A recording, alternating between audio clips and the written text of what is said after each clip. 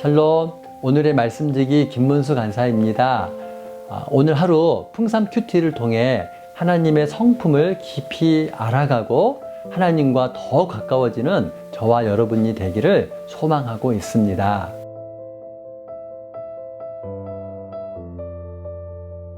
오늘 말씀에서 요엘은 메뚜기 떼의 재앙을 여호와의 날과 연결합니다.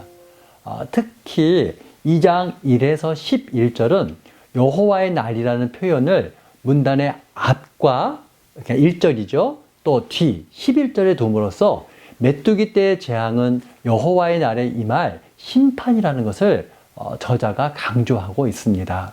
여호와의 날에 하나님의 백성이 품어야 할 마음은 무엇일까요? 무엇보다도 회개입니다. 요엘은 12에서 14절에서 백성에게 회개를 요청하고 있습니다. 너희는 이제라도라는 말은 1에서 11절까지의 결론을 가리킵니다. 요엘은 여호와의 말씀을 직접적으로 인용합니다. 내게로 돌아오라 해서 히브리 동사 슈브를 사용하고 있는데 이것은 회개에 대한 하나님의 강력한 요청을 담은 것입니다. 요엘은 13절 하반절에도 같은 동사를 사용해 회개에 대한 제 요청을 확장해서 설명합니다. 그러면 우리는 왜 회개해야 할까요? 무엇보다 하나님의 속성 때문에 회개해야 합니다. 13절에 이렇게 말씀하십니다. 그는 은혜로우시며 자비로우시며 노하기를 더디하시며 인애가 크시사 뜻을 돌이켜 재앙을 내리지 아니하시나니. 하나님은 모세에게 이스라엘을 향하신 하나님의 사랑을 밝히 드러내셨습니다. 출애굽기 34장 6절입니다.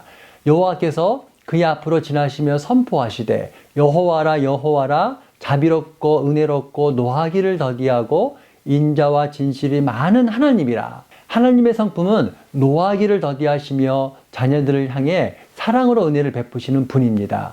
한 번, 두 번 참으시는 것이 아니라 오래 참으시며 우리가 생각하는 것보다 더 큰 은혜로 우리 삶을 선하게 인도하시는 아주 참 좋으신 분이십니다.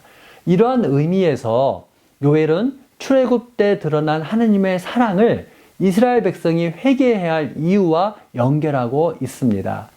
백성이 회개하면 하나님이 뜻을 돌이키실 것이다 라고 말하며 같은 동사, 곧 슈브를 다시 사용합니다.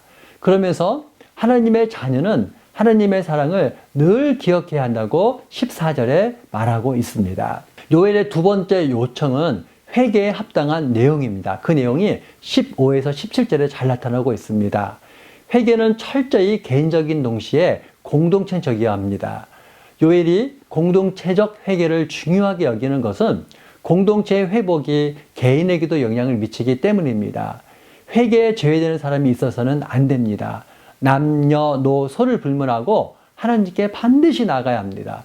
예수님은 가늠증에 잡혀온 여인을 정죄하지 않으셨습니다. 대신 여인에게 다시는 죄를 범치 말라고 명령하셨습니다. 혹시 내가 속한 공동체가 회개해야 할 것이 있나요?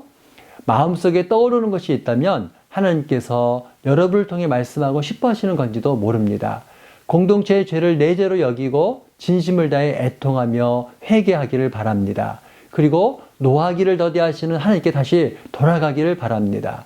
하나님의 성품을 아는 사람은 하나님께 진심으로 나아가 우리 공동체의 죄를 회개할 수 있습니다. 그리고 용서하시는 하나님의 사랑을 기대할 수 있습니다. 오늘 하루 죄 많은 백성을 향한 하나님의 오래 참으시는 사랑을 기억하며 여러분의 삶의 공동체에 회개에 합당한 행동의 변화가 있는지 돌아보는 하루가 되기를 소망합니다. 샬롬.